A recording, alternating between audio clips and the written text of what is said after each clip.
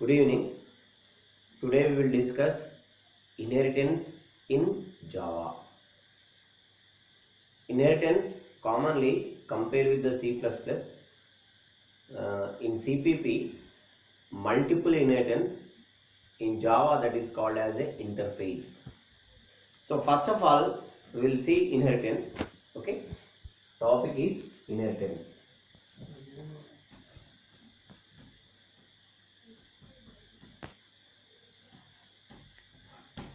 Okay. It is one of the powerful feature of OOPS concept. It may be CPP or Java. Inheritance supports reusability. It means already we are using one class. We are creating new class from existing one. Means we are using current class properties. They may be data or member functions. Then we are deriving new one. That is called as inheritance. So how it will support reusability? Already we having existing class is there. Using that existing class, we are deriving new one. Nothing but a reusability. If you take a definition of inheritance, inheritance means creating new one. It may be class or anything. Creating new class from existing one. Every base class concepts also supported by derived class. Okay. In CPP or you take in Java, there are 5 types of inheritances are there. We will see one by one. First one is single value inheritance. In single value inheritance, there is only one base class. There is only one derived class. So here A is called as a base class, B is called as a derived class. We are deriving new class from only one base class, and we are deriving only one new class from only one base class. This is example of a single value inheritance. And before discussion of inheritance, first of all we will see accessing specifiers in Java. Both are supports in CPP or Java. They are private, public and protected. See, at private location in Java, at private location we can specify only data, not member functions. Private data cannot be inherited, and private data supports data abstraction. Right. Then come to public. Okay.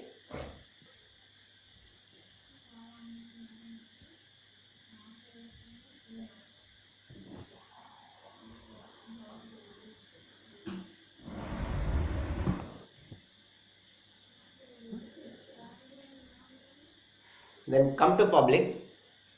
At public, we can specify data and member functions, but public data, public member functions methods can be inherited. Now third one is protected. At protected, we can specify only data, not a methods, but protected data can be inherited like private. Okay, once again, at protected we can specify only data, not a methods like private, but protected data can be inherited like public. That is, these are the 3 accessing specifiers which we are using in Java and C++ also. Inheritance we can use any one according to our application. Okay, right, come to point. Now this is single value inheritance. In CPP we are using colon operator to inherit it, but here in inheritance we are using as a, in single value inheritance we are using as a extends keyword. So once again, single value inheritance, creating new class from current one. We will see the syntax of single value inheritance.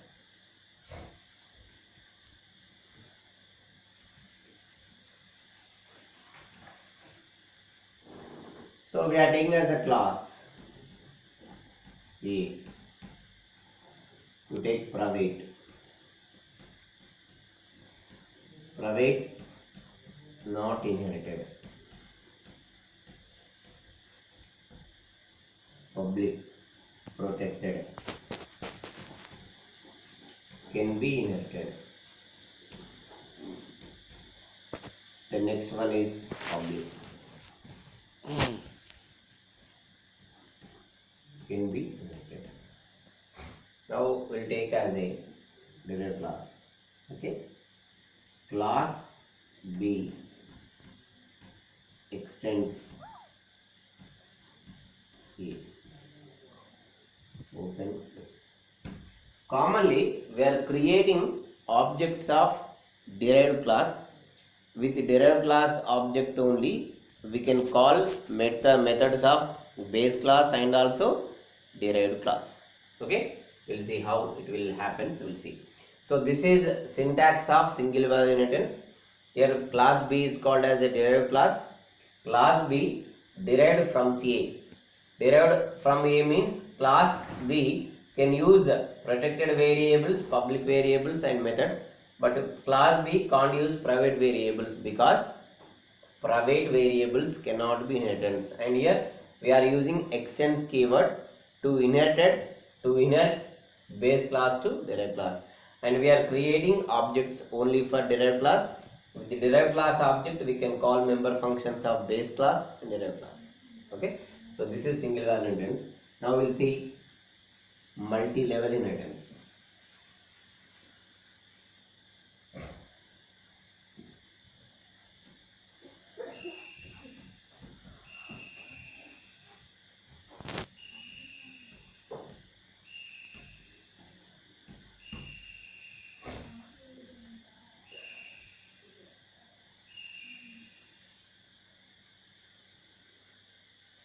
So in multi-level inheritance, this is A,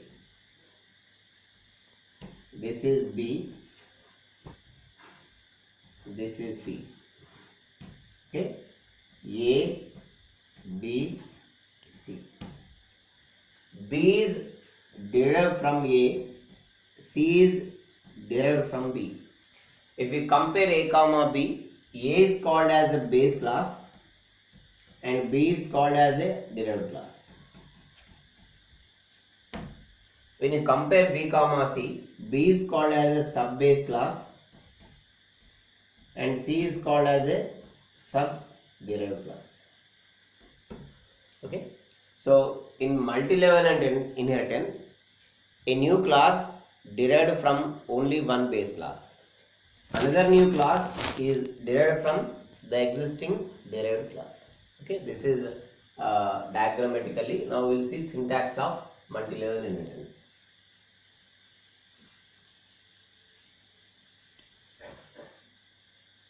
So in multi-level inheritance, see, so class A then class B extends A. Class C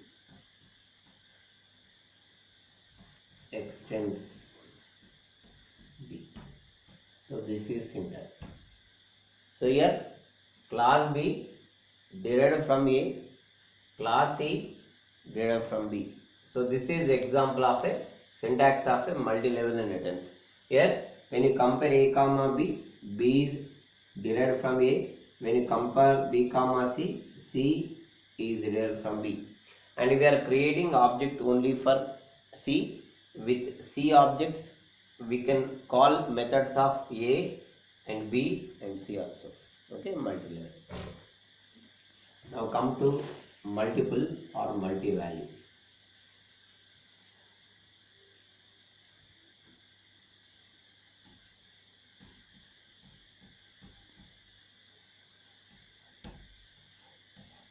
So in multi-value, there are two base classes. In Java, when we are using two base classes, that is called as a multi-value is nothing but a, or it is called as an interface.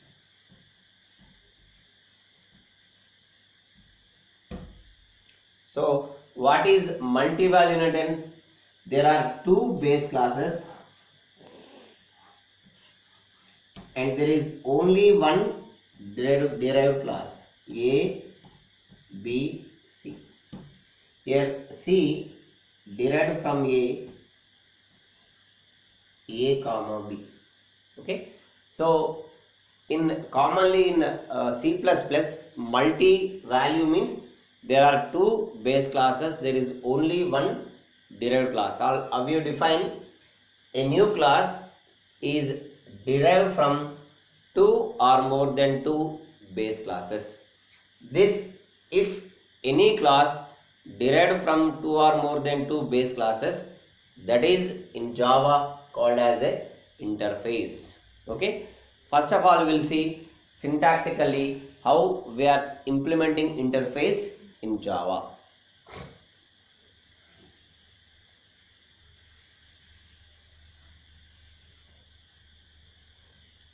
So first of all, first class, base class, we are taking as a class, and second one we are taking as a interface B.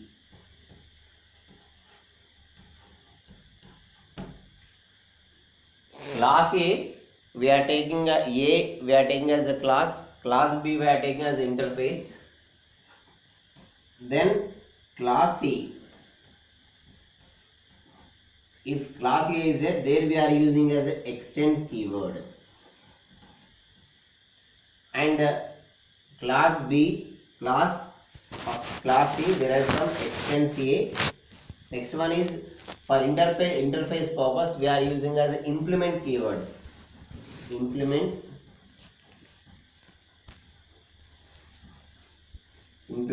B. This is syntax of interface. One class we should take as a class, another we should take as interface. When we are using class, there we are using extends keyword. When we are using interface, there we are using implements keywords. So class C, extends of A, implements of B.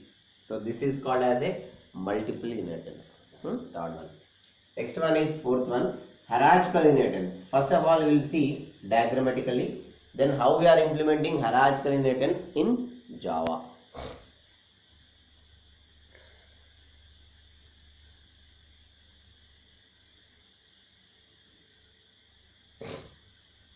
Hierarchical inheritance.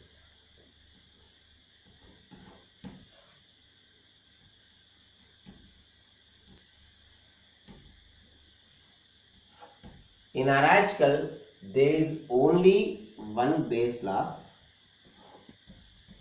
There are two or more than two derived classes, B, C. Okay, B class derived from A, C class also derived from B. How you define two or more than two new classes derived from only one base class.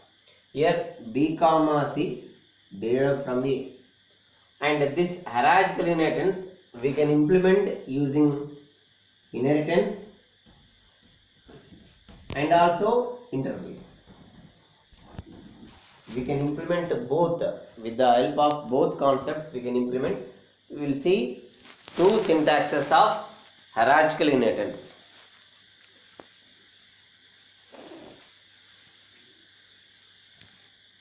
So first of all we will take as a class, okay, then class B extends of A, then class C extends of A. So here we are using extends keyword, so this is called as inheritance. So here B comma C are two new derived classes which are derived from only one base class. So here we are taking class, so we should use as a extends keyword. If you take as interface, we should use as a implements keyword. With the help of interface we will see.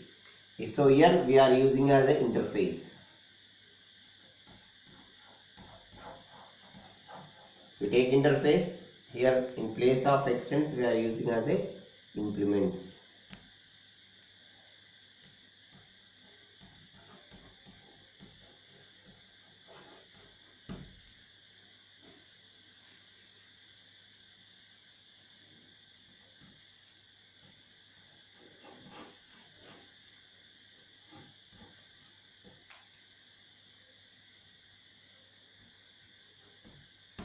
So this is syntax. So here class B derived from class A. Here class A means interface. So when we are using interface, we should use as a implements keyword. In this problem, we should create two objects for two new derived classes, B object, C object. With B object, we can call methods of interface A, and also C object we can call methods of interface E. Okay. Last one is hybrid interface.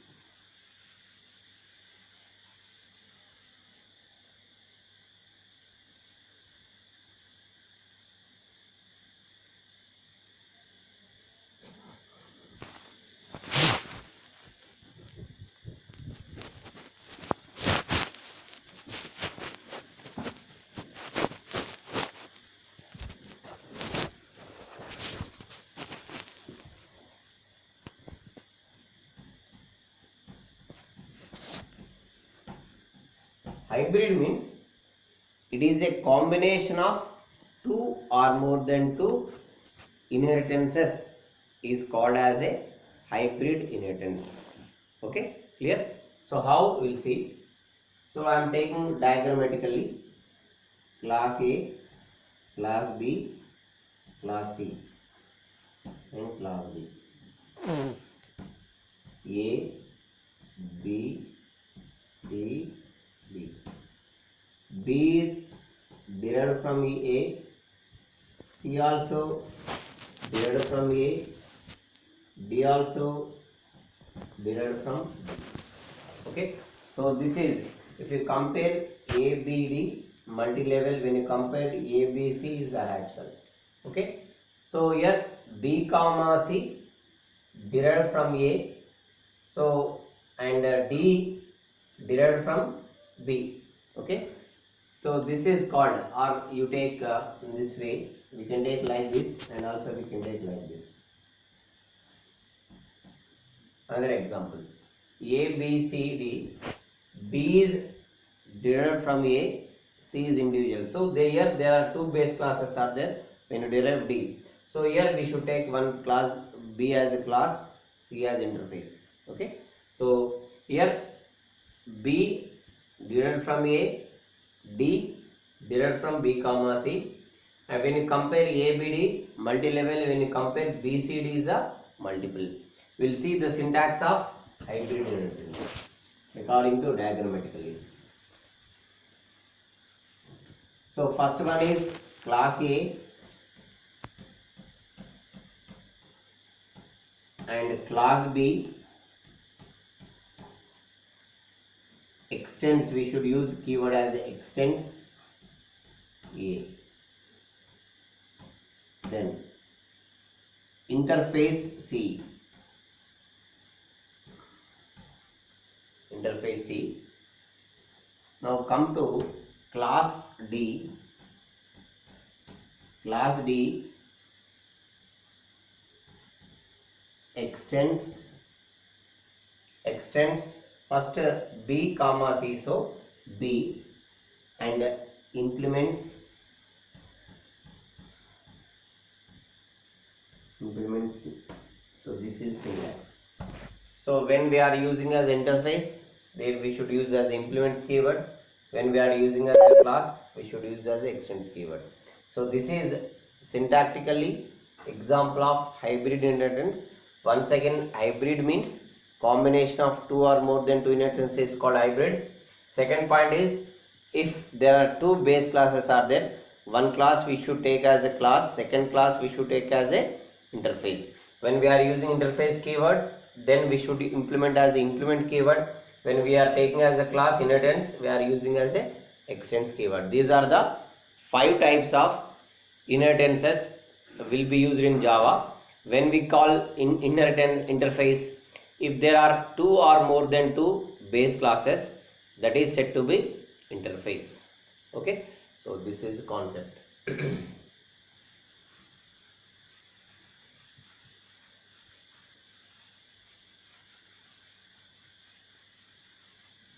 Okay, now we'll see polymorphism, how we are implementing polymorphism, why we are using polymorphism. Actually, it is a concept of OOPS, object oriented programming language. One of the concept is polymorphism. Okay, so polymorphism means the ability to make more than one form is called as a polymorphism, or same thing can perform different task is called as a polymorphism. So it is also one of the powerful feature of OOPS concept which supports reusability. How it will support reusability? Already one concept is there, the concepts have multiple behaviors, so that is same thing can perform different tasks, or the ability to make more than one form using one thing is called as a polymorphism. We'll see how we are implementing polymorphism. Okay,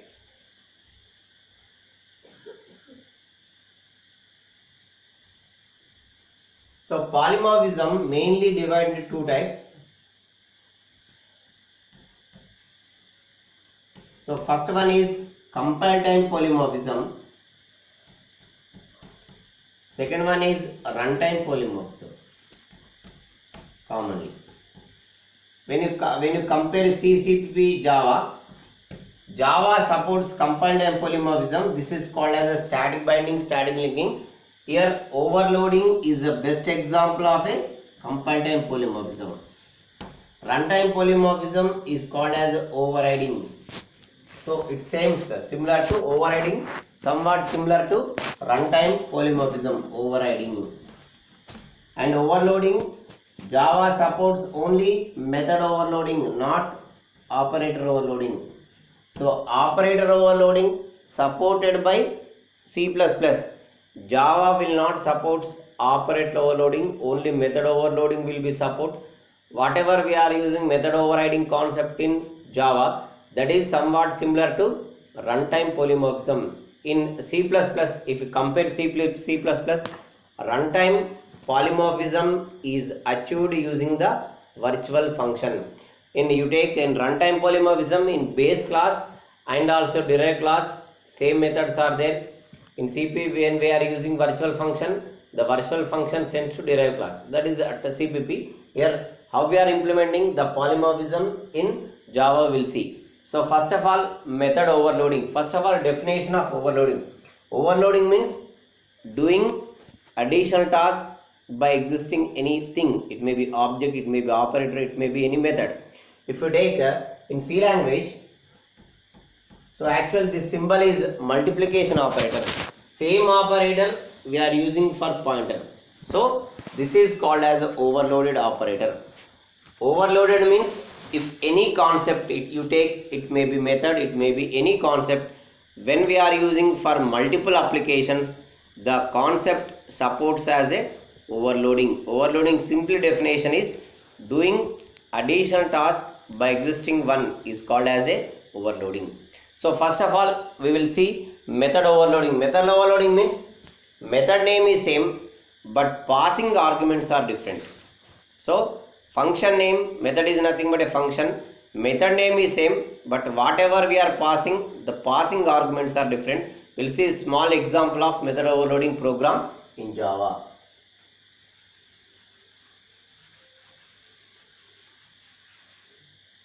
And C++ Java are the bottom to top approach language. It means function calling in bottom, function code will be top. So these two are the bottom to top approach language, whereas C language is a top to bottom approach language. Function calling in main, function code will be bottom. So C language is said to be top to bottom approach language. So here method overloading, I am calling method name is area. Area I am passing radius. Only one argument I am passing. So a radius which returns float or double, float area of integer or return 3.141 into R into R. Then second one is area of length comma width. See here function name is same, but here we are passing only one argument, here we are passing two arguments. So which returns integer area of integer L, integer width or breadth will take return L into width. So another I am passing as area three sides of triangle A, B, C. So here, so float, area, integer R. So here we are taking three objects, three variables. See here, function name is same, but passing arguments are different. So method name is same method we are passing three different arguments. This is called method. Here important thing is, if you are passing only one argument, second method should be pass two arguments. If you pass one argument here also one argument, it will not execute. Thus that will be raises ambiguous problem. Here method name is same but passing different argument. This is called as a method overloading in Java. Okay. So today's topic, and next one is method overloading, method overriding. Okay.